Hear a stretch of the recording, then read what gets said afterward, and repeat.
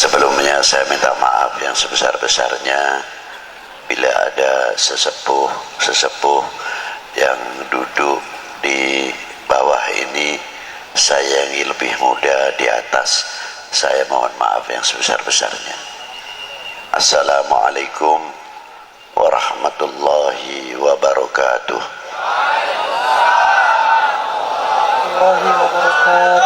Alhamdulillahil awwalu bila ibtida wal akhiru bila intiha, jami'us sifatil ulya wal izzati wal kibriya, wassalatu wassalamu ala imami ahli safai wal wafa, qutbil anbiya wal awliya, sayyidina wa maulana Muhammadin khairid dawa likulli saqamin wada, rahmatan wa shifa fi sirri wal jila, wa ala alihi wa sahbihi ma damatil ard was sama. Amma ba'du. Ayyuhas sadatinal a'izza al fudala, yang saya banggakan dan yang wajib saya cintai, saya hormati para sesepuh, bini sepuh, para alim ulama, para ajengan, hapunten anu seueur bising sing abdi henteu tiasa nganebatkeun salah hijina, lain kurang ngahormatan atau kurang mahabbah tisim kuring. Yang saya hormati Bapak Kapolda Banten, Bapak Wakapolda Banten, jajaran Kapolres, dan yang saya hormati Bapak Danrem. Danrem berapa Pak? 064 beserta para bapak-bapak dan dim, dan yang saya hormati Bapak Ketua MUI, DPRD, tokoh-tokoh masyarakat, tokoh-tokoh agama, dan yang saya hormati bapak-bapak dari instansi pemerintahan, sipil, TNI, Polri, yang selalu kami banggakan, Bapak-bapak Muspika, Pak Camat, Pak Danramil, Pak Kapolsek beserta jajarannya, Bapak-bapak Bupati, maaf, Wakil Bupati atau yang mewakilinya, panitia penyelenggara dalam rangka Banten bersalawat, hadirin wal hadirat rahimakumullah. Saya tuh sebetulnya sudah aras-arasen cek Sunda mameureun hati teh teu geunah bade dongkap ke Banten. Punten wae bising Sundana kasar sebab abdi teh urang Pekalongan. Jadi bising aya nu salah-salah nyahampun tenang we ka abdi. Ulah kirang-kirang. Para bapak, para ibu, karena apa? Tidak apa-apa, karena saya fisiknya itu kurang baik. Tapi mendadak saya takut kalau dimarahi oleh Maulana Hasanuddin Banten. Takut kalau dimarahi Maulana Yusuf, lebih-lebih ayahnya Maulana Hasanuddin Banten, Qutbil Aqtab, Sayyidi Syekh Maulana Syarif Hidayatullah. Maka saya memohon dengan Allah, tawasul kepada beliau. Alhamdulillah, saya habis sholat Jum'ah jam 2, maghrib lebih sedikit jam 6:15 sudah masuk ke Cilegon. Itu diantara karomah para sesepuh-sesepuh di Banten ini. Ma'asyiral muslimina wa rahimakumullah. Apa sih sebenarnya sholawat itu? Kalau orang baca sholawat sudah banyak yang mengerti. Mungkin sholawat nariyahan, mungkin sholawat munjiat, dan sholawat-sholawat yang lain. Sholawat dengan ayatnya yang sangat terkenal, sangat populer, innallaha wa malaikatahu yusalluna ala nabi ya ayyuhalladzina amanu sallu alaihi wa sallimu taslima.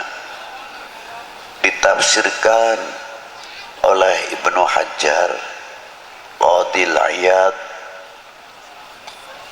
dalam kitabnya Asy-Syifa yang dikumpulkan oleh Sayyidi Syekh Muhammad Yusuf atau Sayyid Yusuf An-Nabhani di dalam kitab Sa'adatud Darain. Diterangkan oleh Ibnu Hajar Al-Haytami Al-Asqalani dan Syekhul Islam Imamun As-Subki dan Abu Bakar Jalaluddin As-Suyuti, tokoh-tokoh yang sangat ma'ruf, menafsirkan innallaha wa malaikatahu yusalluna 'alan nabi. Salawatnya Allah kepada baginda Nabi khususiyah. Berbeda salawatnya Allah Ta'ala yang diberikan kepada nabi-nabi terdahulu sebelum Nabi kita Sayyidina Maulana Muhammad sallallahu alaihi wasallam. Kalau sholawat yang diberikan kepada para anbiya rahmatan mutlak, tapi yang diberikan kepada baginda Nabi maknanya salatullahu alaihi sallallahu alaihi wasallam salatan rahmatan makrunatan bita'zim. Berbeda sekali. Salawatnya Allah Ta'ala yang diberikan kepada baginda Nabi mengagungkan satu kehormatan yang luar biasa diberikan kepada baginda Nabi sallallahu alaihi wasallam. Lautan rahmat yang tiada bertepian, rahmat yang sangat luar biasa, tapi tidak mungkin orang itu akan menggapai rahmat Allah Ta'ala yang diberikan kepada baginda Nabi tanpa ada pancingnya, syaratnya. Syaratnya apa? Dengan sholawat lagi. Jadi kalau kita membaca selawat kepada baginda Nabi, yang untung itu bukan baginda Nabi, yang untung sebetulnya kita. Itu diantaranya. Jadi jangan bangga, jangan salah faham seolah-olah kita bisa mendoakan baginda Nabi. Tidak, dengan salawat itu justru mendapatkan doa baginda Nabi Sallallahu Alaihi Wasallam. Buktinya apa? Di makam baginda Nabi Sallallahu Alaihi Wasallam itu ada satu malaikat ila yaumil qiyamah yang menunggu makamnya Rasulullah,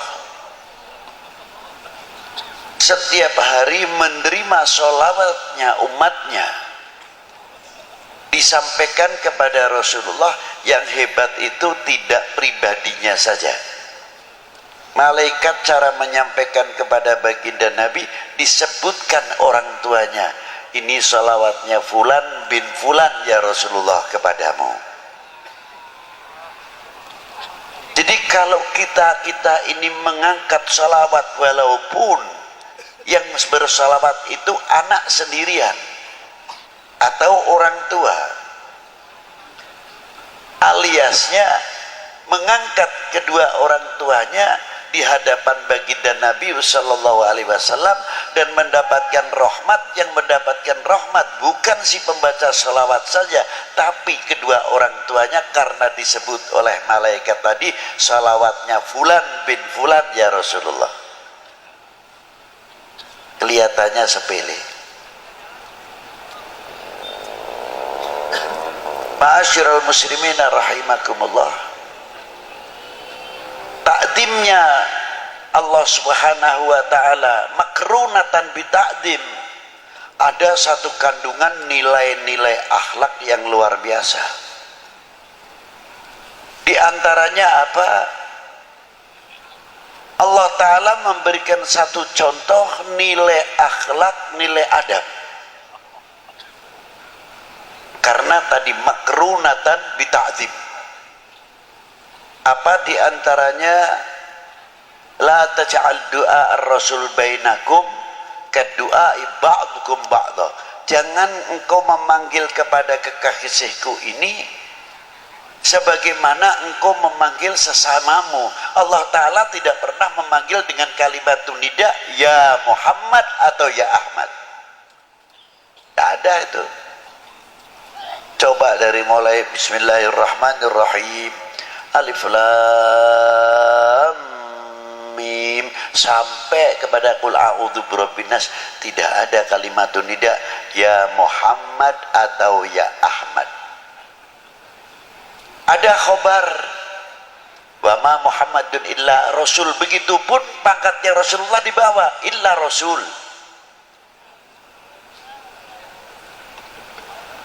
Ada akhir suratul Fatah, Muhammadur Rasulullah walladzina ma'ahu asyidda'u 'alal kufar ruhama bainahum tarahum ruk'an sujadan yabtaghuna fadlan minallahi wa ridwana. Disebut juga Muhammadur Rasulullah, pangkatnya di bawah. Ini khobar, bukan nida ya Muhammad, tidak. Tapi panggilan Allah Ta'ala yang langsung kepada baginda Nabi Shallallahu Alaihi Wasallam yang dipanggil apa? Yasin, Toha, ya ayuhan Nabi, ya ayuhan Rasul, ya Mudaththir, ya Muzammil, dan lain sebagainya, kebesaran-kebesaran asma'un Nabi Shallallahu Alaihi Wasallam.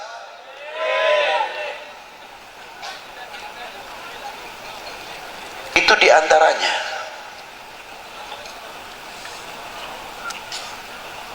Maka kita dididik oleh Allah Ta'ala, jangankan kepada baginda Nabi Sallallahu Alaihi Wasallam, yang kepada kita sendiri, bagaimana cara menghormati antara sesama kita.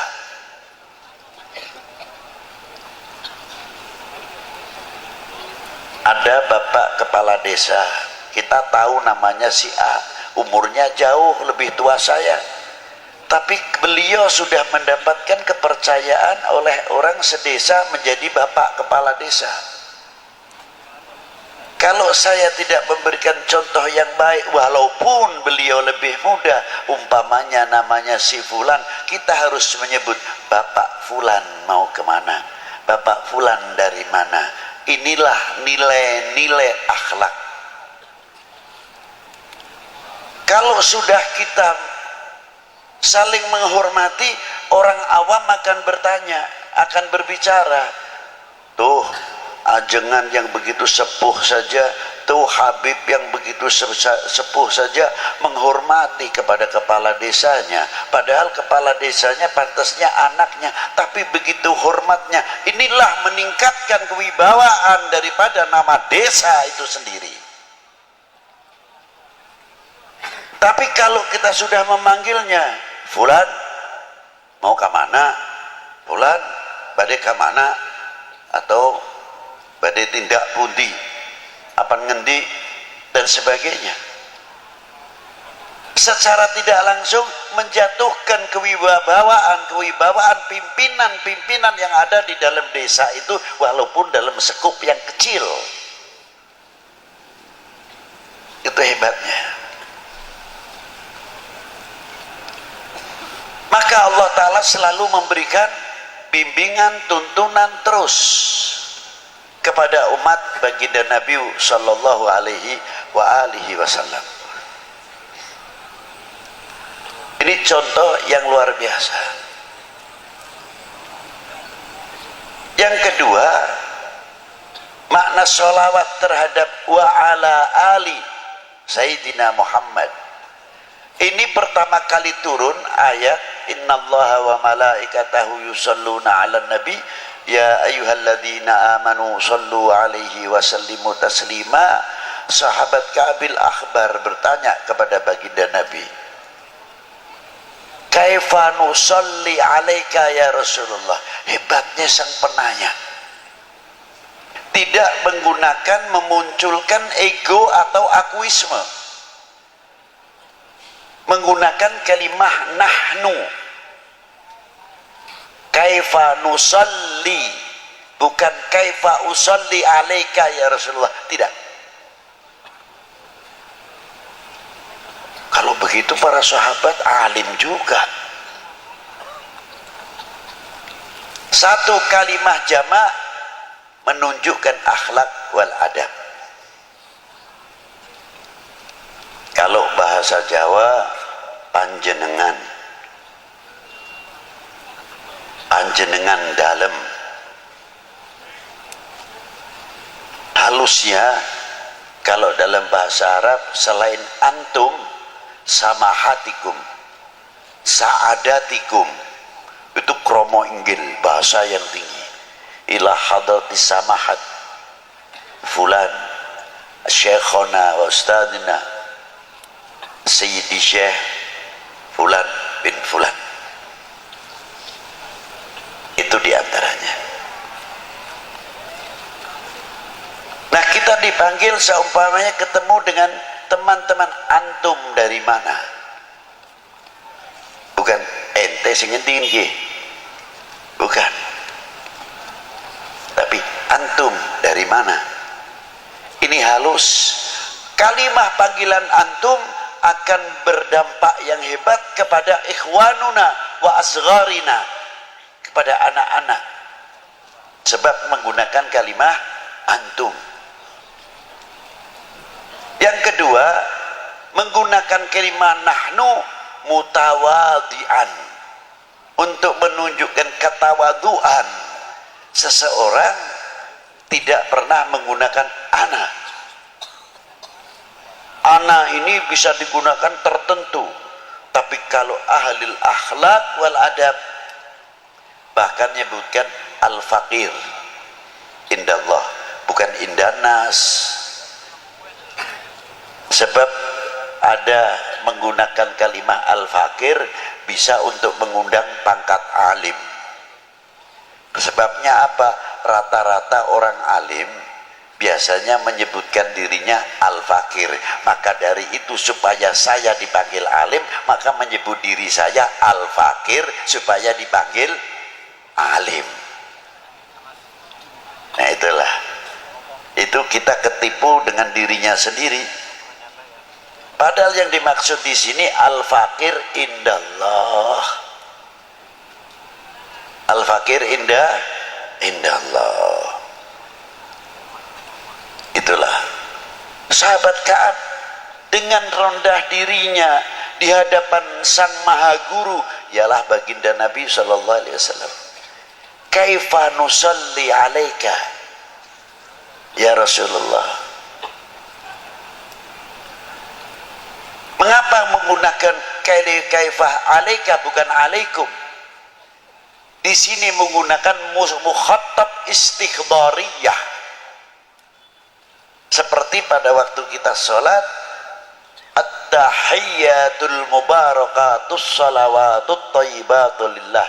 Assalamu alaika, ketika mengucapkan assalamu alaika seolah-olah kita berhadapan dengan baginda Nabi sallallahu alaihi wasallam. Ini disebut mukhatab istikhdhariyah. Kalau orang sudah terlatih dengan istikhdhariyah al-mukhatab, lama-lama karena kita sering menghadap kepada Rasulullah, kita akan merasa dilihat oleh Rasulullah SAW, dan kita akan banyak bercermin kepada baginda Nabi SAW. Bercermin tutur kata kita, bercermin pandangan kita, bercermin wawasan kita, jauh bercermin telinga kita sampai mata, telinga, mulut. Sebagaimana kita menghasilkan karya wudhu, karya wudhu yang telah melahirkan dan menyentuh, mencapai batiniah. Wudhunya bukan untuk zahiriah saja.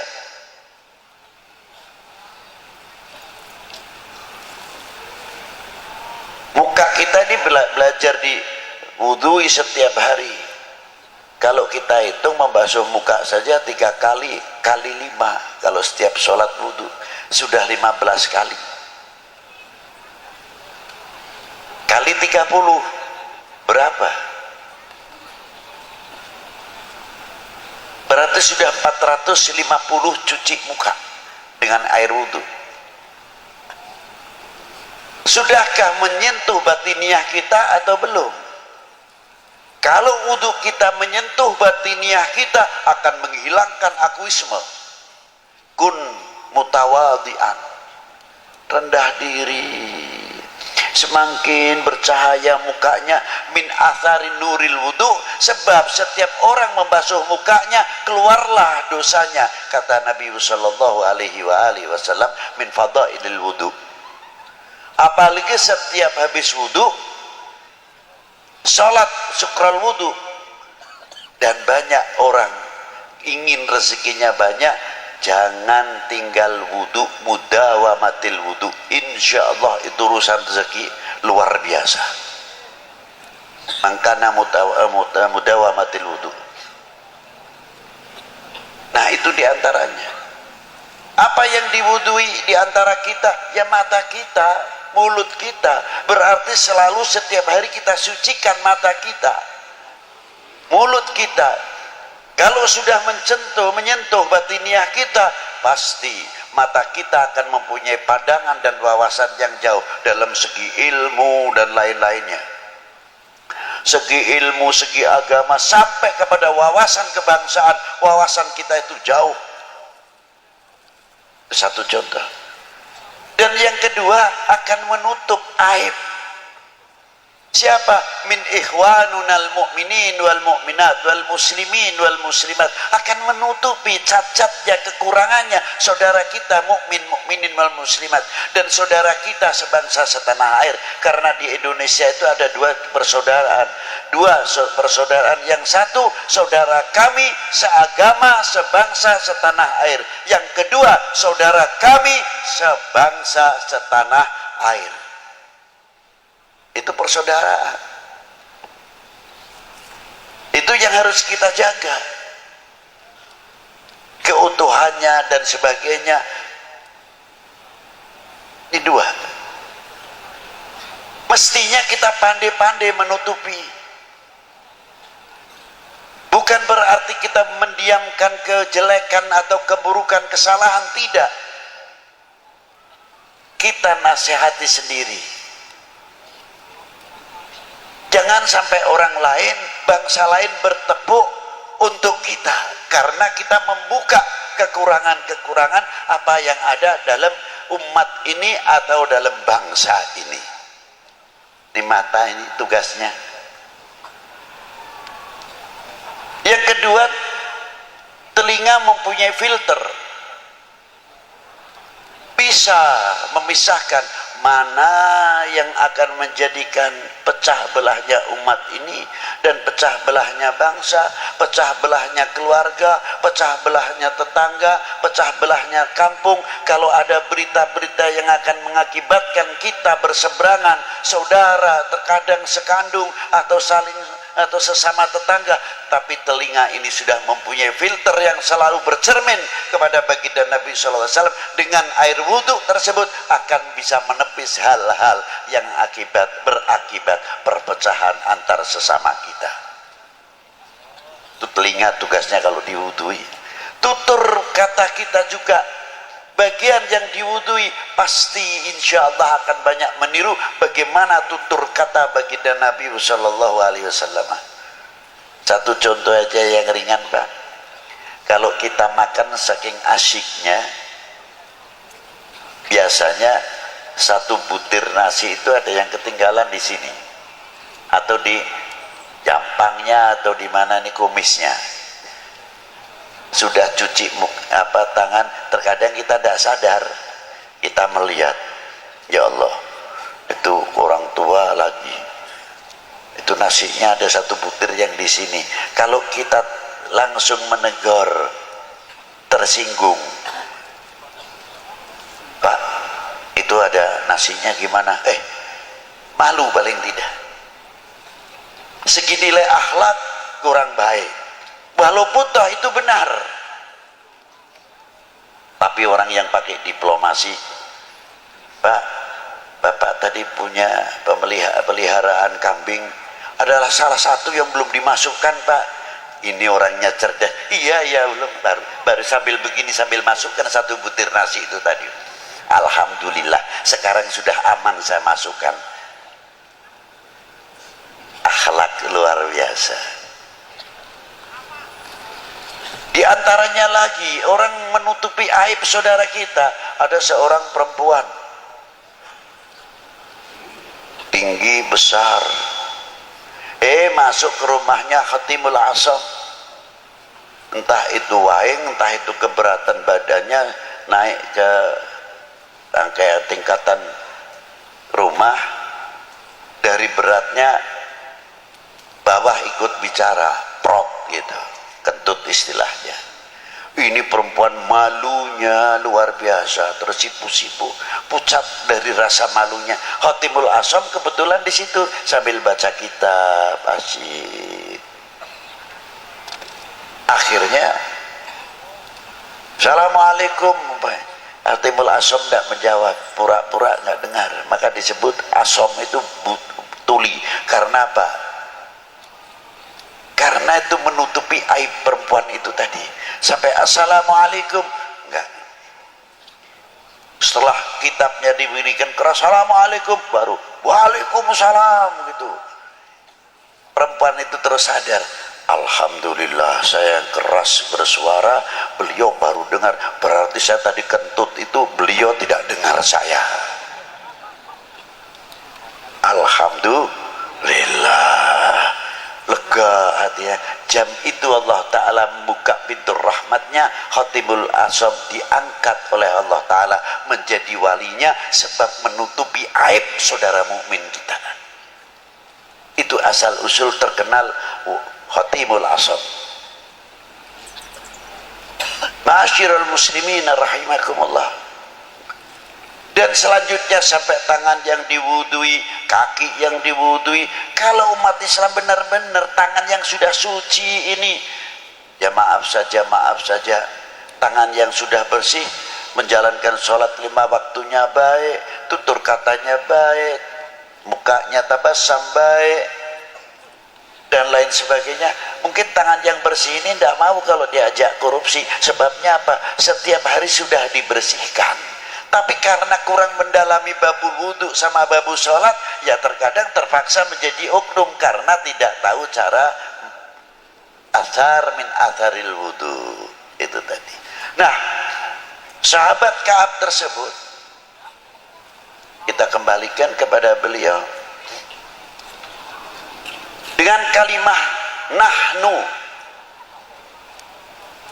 Rasulullah menjawabnya apa? Qulu Allahumma salli ala Muhammad wa ali Muhammad. Jawabnya, pertanyaannya nusolli alaika, yang menjawab qulu. Karena ada apa? Apakah itu Rasulullah karena berdasarkan pertanyaannya Kabil Ahbar? Tidak. Berdasarkannya ayat juga, kalimahnya jamak. Ya ayyuhalladzina amanu sallu, maka Rasulullah di sini menjawabnya qulu. Sahabat Ka'ab pun tahu karena perintahnya Allah, ya ayyuhalladzina amanu sallu alaihi wasallimu taslima, maka kaifa nusalli alaika. Itu hebatnya antara sahabat dengan baginda Nabi sallallahu alaihi wasallam.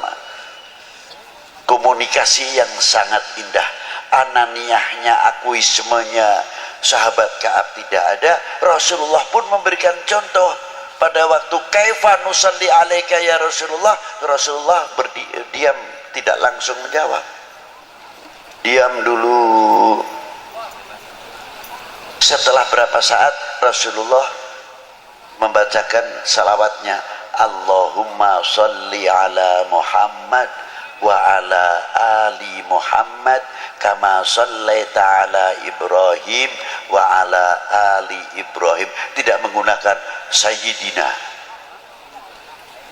Sahabat Ka'ab sebagai murid sedang dituntun, dibimbing oleh sang guru apa adanya. Rasulullah memberikan satu contoh, Allahumma salli ala Muhammad, murid pun mengikuti Allahumma salli ala. Tapi ketika keluar, sahabat Ka'ab tetap menggunakan kalafdu siyadah bidalil ana sayyidi waladi Adam. Loh, makanya sahabat menambah berani kalimah lafdu siyadah sayyidina Muhammad wa ala ali sayyidina Muhammad. Lafdul kalimah ali maknanya fi maqamati doa, bukan khusus untuk keluarga Nabi saja, tapi kalimah wa ala ali adalah untuk ummah Sayyidina Muhammad sallallahu alaihi wasallam. Indah maqamati doa. Jadi kalau kita membacakan sholawat, kita terkait dengan al-mu'min akhul mu'min, khususnya al-muslim akhul muslim. Allahumma salli ala Sayyidina Muhammad, Allahumma salli ala Sayyidina Muhammad.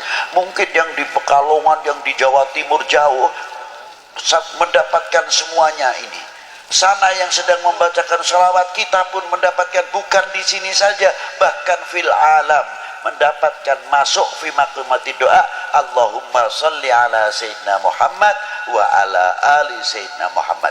Jadi sholawat itu tali silaturahmi kepada Nabi, tali silaturahmi kepada keluarga Nabi, tali silaturahmi ma bainal akhwainil ummah wal ummah, al mu'min wal mu'minah wal muslim wal muslimah. Di sini masih terkait dalam as-shalah. Makanya saya kagum sekali kok ada Banten bersolawat. Saya tidak heran, itu luar biasa. Karena apa saya tidak heran? Banten cukup mempunyai sejarah yang kaya. Saya tidak kepura-kepuraan. Saya ngangkat tidak. Kakek saya asli dari Banten, Kiai Hasan Qudsi, itu asli Banten, bin Muhyiddin, bin Kiai Muhyiddin, itu kakek saya. Yang meninggal di Indramayu, saya punya hababah Sayyidah Marinah, Ratu Marinah. Jadi saya kesini itu istilahnya sedikit pulang kandang,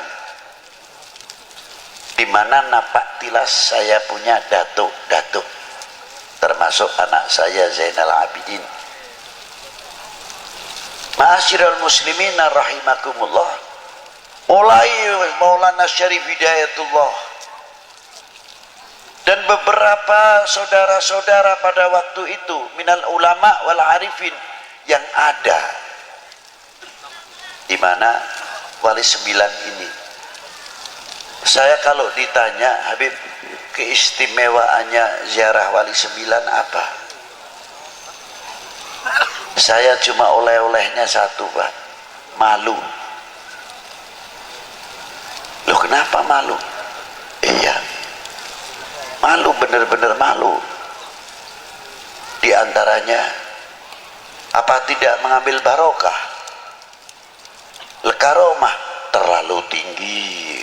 Kalau soal itu, saya cukup saja dapat ilmu, malu itu sudah luar biasa. Apa di antaranya kok malu? Saya di Sunan Ampel, para bapak, para ibu, makamnya di tengah desa, masuk Ganggang di situ Ampel Dento, Ampel Suci, Ampel Gading, dan lain-lainnya. Rata-rata toko-toko yang mahal-mahal di dalam kampung, bukan di pinggir jalan. Ternyata menunggu, menghormat tamunya Kanjeng Sunan Ampel yang satu hari tidak lepas 100 bis, apalagi kalau Jumat Kliwon atau Jumat Legi di sana, ratusan bis yang datang. Jadi saya pikir, ya Allah, Sunan Ampel masih di dalam kubur, masih bisa membuat ekonomi kerakyatan, masih bisa memakmurkan lingkungan. Coba kalau tidak ada Sunan Ampel, mana mungkin orang akan datang? Paling ziarah ke masjid kuno selesai. Setiap hari non-stop. Dan setiap orang yang ziarah ke sana bisa mempersatukan umat. Baca Yasin sendiri, baca Waqiah sendiri, yang satu baca tahlil, yang satu baca salawat. Tidak ada yang intervensi. Kamu jangan selawatan terus, jangan keras-keras bacanya, saya masih baca Yasin. Yang saya Yasin ongko-ongko saja, baca santai, tidak menyalahkan. Coba ditarik kembali ke Maulana Syarif Hidayatullah, separuh muslim, separuh non muslim. Hebat. Dengan akidah, etikot macam-macam. Sebelah itu kalau ziarah ke Gunung Jati, ada yang begini, ada yang datang terus. Ada lagi yang datang saudara muslim juga, pakai kudungnya dilepas, langsung saja pintunya dibeginikan aja, ambil barokah. Macam-macam. Kata saya, kita datang ke lautan ini, hati kita harus husnudon, tidak boleh suudon. Syarif Hidayatullah itu lautan besar.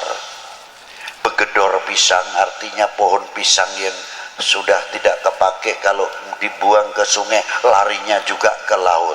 Kotoran apa saja yang masuk sungai larinya semuanya ke laut, diterima semua oleh laut. Tapi tidak pernah laut terkotori luar biasa dengan limbah-limbah yang ada dalam sungai-sungai, lebih-lebih kalau musim hujan, banjir atau caah. Per detik itu berapa juta kubik masuk ke laut. Tidak bisa dihitung, ini detikan para bapak, para ibu. Dengan membawa limbahnya, semua limbah yang masuk ke lautan, minggir semua, ditepis oleh gelombang-gelombangnya, tidak mampu mengotori. Yang kedua, hebatnya lagi apa? Yang per detik sekian juta atau miliar kubik masuk ke lautan, dan berapa anak sungai yang besar dan sungai yang besar, anak sungai yang ada di Jawa ini semua rata-rata sebagian besar masuknya ke Pantura, Laut Utara. Saya belum pernah mendengar air laut menjadi tawar karena musim banjir kalah air asinnya. Tidak. Sudah pernah dengar itu? Belum. Berarti kalau kita pikir akal yang sehat, laut mempunyai harga diri, laut mempunyai jati diri, laut mempunyai kehormatan diri.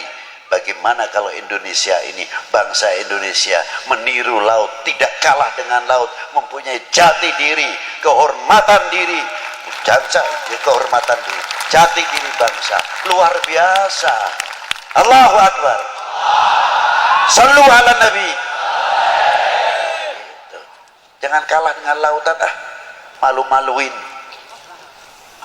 Yang hebat lagi ikannya yang ada dalam laut. Meser ikan asin. Pantasnya yang hidup di daerah asin mestinya tidak usah dikasih garam lagi, sudah dijemur asin langsung, karena hidupnya di daerah asin, wilayah yang asin, tidak digaramin. Yang mau dimasak tetap digaramin, kalau tidak digaramin tetap tawar. Jadi saya pikir ikan pun di dalam laut bisa bermain dengan air asin, tapi tidak mempunyai intervensi terhadap asin. Asin pun tidak mempunyai intervensi terhadap ikan. Hidup berdampingan, damai, aman, tentram, pantas karena rahmatnya Allah Ta'ala turun. Allahu Akbar. Sallu ala Nabi. Itulah luar biasanya, saya kagum sekali. Tapi biasanya kalau kita lihat laut itu asiknya ikannya besar-besar, lihat kapalnya tidak sampai nerobos. Nah, ini kita belajar, berusaha memahami apa yang ada di dalam laut. Ya itu tadi. Aulia itu begitu. Jangan yang lihat datang ke Maulana Syarif Hidayatullah, sudah ini lautannya Allah Ta'ala, sudah kamu kita mau lihat lautannya atau lihat bangkainya atau lihat begedornya atau lihat sampahnya, lihat Maulana Syarif Hidayatullahnya, selesai. Harusnya begitu. Satu rombongan terkadang datang satu bis dengan bis Jawa Timur, Jawa Barat, terkadang dari luar Jawa dengan gaya tahlilnya yang macam-macam. La ilaha illallah, la ilaha illallah, la ilaha illallah, la ilaha illallah. Yang satu lain lagi kelompok ini, satu bus entah dari mana. Kalau tahlil berat Pak, di dada ini illallah, la ilaha illallah, la ilaha illallah. Yang belakang kelompok lain lagi illallah, la ilaha illallah, la ilaha illallah. Yang belakang lagi lebih ngebut illallah, la ilaha illallah, la ilaha illallah. Yang belakang lagi Allah. Yang lain lagi sallallahu ala Muhammad, sallallahu ala Muhammad. Yang satu lagi ya Latif, ya Latif. Tidak ada yang paseha, tidak ada yang tukaran. Berarti orang mati masih bisa mempersatukan umat, orang mati masih bisa mempersatukan bangsa, orang mati masih bisa memberikan tuntunan, bukan tontonan. Allah, Allah, Allah, sallu ala Nabi. Luar biasa. Maka saya malu kalau lihat Syarif Hidayatullah. Seumpamanya saya ceritakan, yang satu zikirnya la ilaha illallah, la ilaha illallah. Yang satu illallah. Kang, jangan begitu nih, dada saya sesek Kang. Biasa saja tahlilnya, biasa seperti saya. Kata rombongan ini, saya itu mantepnya begini, sampai naongkongko wae tulah niru-nuru. Yang sebelahnya satu rombongan lagi yang tahlilnya illallah, la ilaha illallah, la ilaha illallah. Tapi matanya ke sana ke sini, lihat ini dua rombongan pasya. Illallah, la ilaha illallah, la ilaha illallah. Ini adalah rupanya yang ini tersinggung juga. Lu lagi ribut, kita masih begini, ente tambah ngebut. Katanya ngebut, loh kalau saya tidak ngebut mana mungkin saya dapat banyak. Nah itu, enggak lama datang orang gede itu besar, pakainya speaker ini dikempit begini kan. Saya kira ini aduh, jangan-jangan suaranya orang sudah tinggi begitu tuh, top dah suaranya. Aduh, saya menyingkir aja dulu lah daripada kena suaranya speakernya, sebab orangnya begitu tinggi. Saya kira suaranya sama dengan tingginya. Enggak tahu ilah hadratin Nabil Mustafa Sina Muhammadin sallallahu alaihi wasallam, Al-Fatihah. Loh, ada lagi ini namanya pengalaman ziarah di Maulana Syarif Hidayatullah, dan di mana-mana asik juga saya pikir gitu. Komplit. Subhanallah. Di lingkungannya pasaran, ekonomi kerakyatan terbangun. Maka saya bertanya, saya pernah berbuat apa untuk umat ini? Saya pernah berbuat apa untuk umat ini? Saya telah mengisi apa tinggalan Rasulullah Sallallahu Alaihi Wasallam? Beliau luar biasa, Maulana Syarif Hidayatullah, wali ibnul wali wa ibnul wali ibnul wali. Sibtun Nabi SAW, Maulana Syarif Hidayatullah bin Imaduddin Abdullah bin Ali Nurul Alam bin Jamaluddin Hussein bin Ahmad Syah Jalal bin Abdullah Uthman Khan bin Amir Abdul Malik bin Alwi bin Malfaqi bin Muhammad Saib Marbat bin Ali Khaliq Qasam bin Alwi bin Muhammad bin Alwi bin Ubaidillah bin Ahmad Al-Muhajir bin Isa An-Nagi bin Muhammad An-Nagi bin Ali Al-Uraidi bin Ja'far Sadiq bin Muhammad Al-Baqir bin Ali Zainal Abidin bin Husain Sibti bin Ali bin Abi Talib wa bin Fatimah Zahra Al-Batul binti Rasulillah sallallahu alaihi wasallam Rasul. Faqala Nabi sallallahu alaihi wasallam, ahli baiti kama tali safinatin Nuh, anak cucuku bagikan perahunya Nabi Allah Nuh. Alhamdulillah, Banten mempunyai safinatun Nuh. Man raqibaha najah, barang siapa menaikinya selamat. Sebab safinatun Nuh, siapa beliau? Maulana Hasanuddin bin Syarif Hidayatullah wa Muhammad Yusuf bin Hasanuddin Al-Bantani bin Maulana Syarif Hidayatullah. Tubahlah kaum, beruntunglah kalian mempunyai paku di negeri ini. Tidak cukup di Banten saja. Ada seseorang wali besar ziarah ke Maulana Syarif Hidayatullah, namanya Al-Habib Alwi bin Muhammad bin Tahir Al-Haddad. Ketika ziarah ke Maulana Syarif, kaifa halukum ya Syarif Hidayatullah, apa kabar, bagaimana antum di sini di Indonesia ini? Ana hami fil Jawa, saya adalah pelindungnya di Jawa ini. Ketika Syed Habib Alwi ziarah ke Maulana Syed Ibrahim Bonang,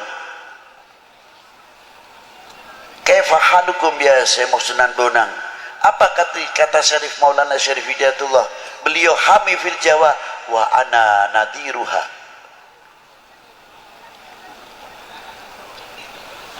Direksinya artinya. Ketika ziarah ke Maulana Hashim Sunan Derajat, apa kata kakakku, adikku Maulana Ibrahim dan Syarif Hidayatullah?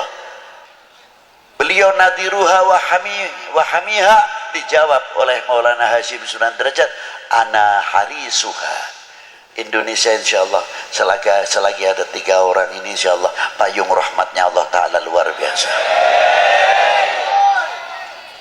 Beruntunglah kami semua khususnya, dan beruntunglah kalian yang fil Banten ini. Semoga dengan sholawat Nabi itu tadi menjadi mercusuar yang luar biasa, kita menjadi contoh penyejuk, kita menjadi contoh perekat sebagaimana yang dicontohi oleh Maulana Hasanuddin Banten. Mungkin kalau kita mencontoh Syarif Hidayatullah terlalu jauh, kita contoh Maulana Hasanuddin Banten. Begitu hebatnya. Dulu kalau kecil saya ziarah ke beliau masih kurang ramai, sepi. Sekarang sudah orang ziarah luar biasa, ramainya luar biasa. Ya Allah, kapan aku ini mendapat kotroh sedikit sajalah dari Maulana Hasanuddin, bisa memberikan satu contoh yang luar biasa. Bagaimana hidup beliau pada waktu perjuangan mempertahankan Malaka dari pertahanan Portugis.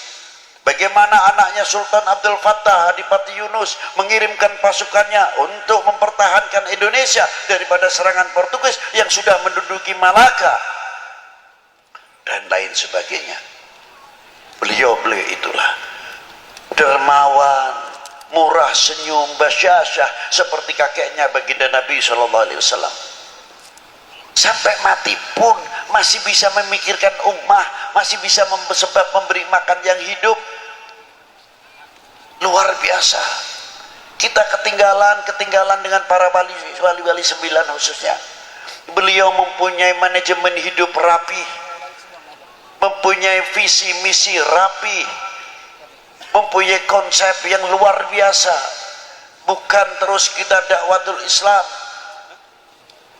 dengan cara-cara yang kurang terpuji.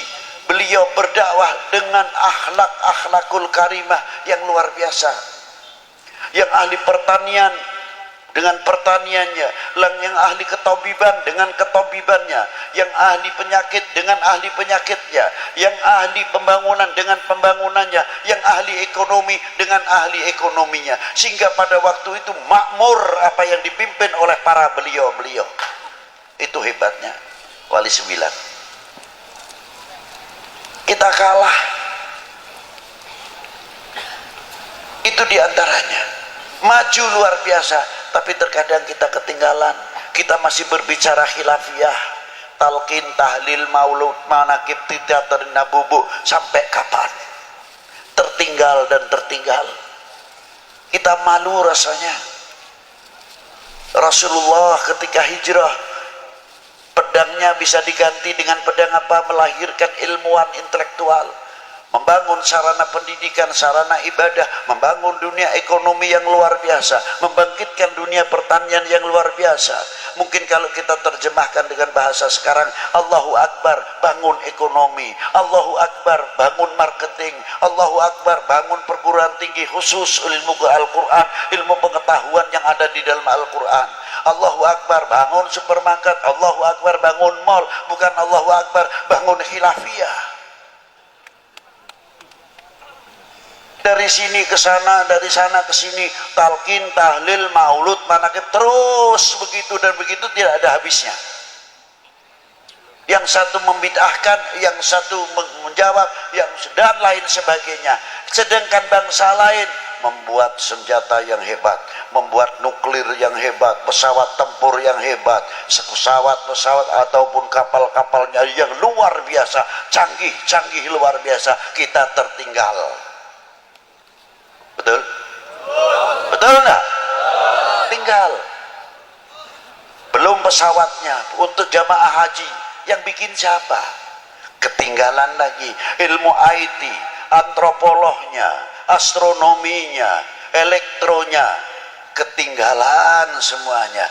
Obat-obatan sampai alat-alat kedokteran, siapa yang bikin? Kita ketinggalan juga. Yang bahas khilafiyah terus, sampai kefanatikan kita hampir pudar. Maaf, jangan tersinggung. Maaf Bu,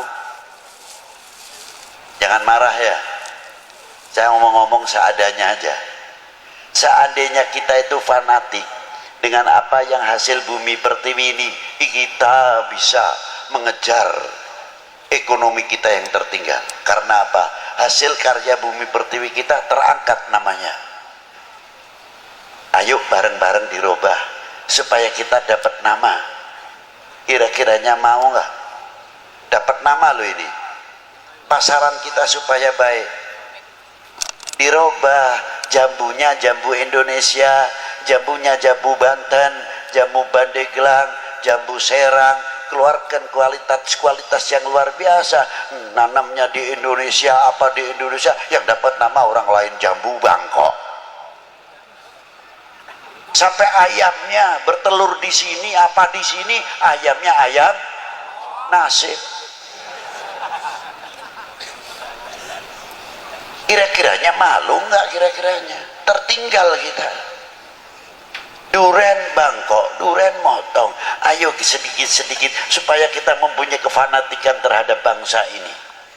Jambu Indonesia, duren Indonesia, lele Indonesia. Lagi-lagi Bangkok, boro-boro gulanya masih tetap gula Jawa. Ini kalau sudah Jawa, gula Bangkok mati kutu deh. Ayo bangkitkan kembali supaya ekonomi kita bangkitkan, merasa memiliki handar beni kepada tanah air ini. Insya Allah ekonomi kita akan maju sebagaimana Maulana Hasanuddin saja dikubur masih bisa memberikan kesejahteraan kepada yang hidup, khususnya kepada lingkungannya. Inilah hikmah daripada as-shalah ala Nabi sallallahu alaihi wa alihi wasallam. Ayo bangkitkan kembali intelektual kita, bangun madrasah kita dan lain-lainnya. Semoga dengan barokah para aulia yang ada di negeri ini, kita diberi barokah umurnya, barokah rezekinya, barokah pertaniannya, barokah, lain-lainnya dan lain-lainnya. Dan kita menjadi umat tidak akan memalukan para sesepuh kita. Kita jadi umat tidak akan memalukan para guru kita. Kita menjadi umat tidak akan memalukan kedua orang tua kita di hadapan Allah Subhanahu wa taala. Belajarlah menjadi orang yang mengerti terima kasih kepada kedua orang tua kita. Seandainya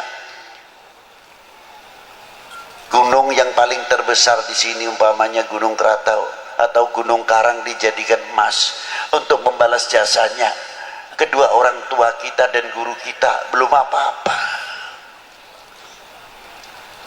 Jangan dikira kita sudah begini. Anak-anak kita di pesantren, di madrasah asyik, tapi kita berpikir bagaimana nasib orang tua kita di dalam dunia pertanian dan ekonominya. Terkadang jam 3 malam sudah bangun, membawa doplaknya, dia isi sayuran, isi sampel dan lain-lainnya, dibawa ke pasar. Hawanya dingin, yang kalau musim dingin, yang musim hujan, yang musim panas. Demi siapa? Demi anak-anaknya yang di dalam pesantren, yang di dalam madrasah dan lain sebagainya. Mestinya kita malu kepada para beliau. Bagaimana tokoh-tokoh ulama kita terdahulu di dalam menasyirus syariah wal Islam, fasilitas masih begitu hebatnya, sulit sekali. Kalau Habib Lutfi lain, dari Pekalongan ke sini pikirannya sudah dapat, terbayang ini amplopnya tebal pak tipis, lain bayangannya. Kalau beliau berdakwah mengeluarkan amplop, berbeda sama saya berdakwah mengharapkan jauh dah itu. Ini untuk saya pribadi, bukan saya mengkritik kepada orang lain. Jauh. Itulah. Maka kiai-kiai ulama-ulama dahulu rata-rata benghar, kaya. Luar biasa. Sebabnya apa? Santrinya banyak tidak bawa ongkos. Digembleng, dibina oleh para ajengan-ajengan kita. Sampai menjadi penerus-penerus ulama-ulama yang luar biasa. Santri-santri yang luar biasa. Dan Banten cukup melahirkan kitabnya yang belum tercetak saja masih 400 kitab lebih taklif dari Kiai Nawawi Al-Bantani. Itu Banten. Belum Syekh Abdul Karim, Mursyidut Tariqah Qadiriyah, dari Syekh Ahmad Khatib Sambas sampai ke atas. Orang yang lalai hatinya, yang kotor, dihias oleh Syekh Abdul Karim. Ala bidzikrillahi tatmainnul qulub. Tariqah itu untuklah pembersih hati.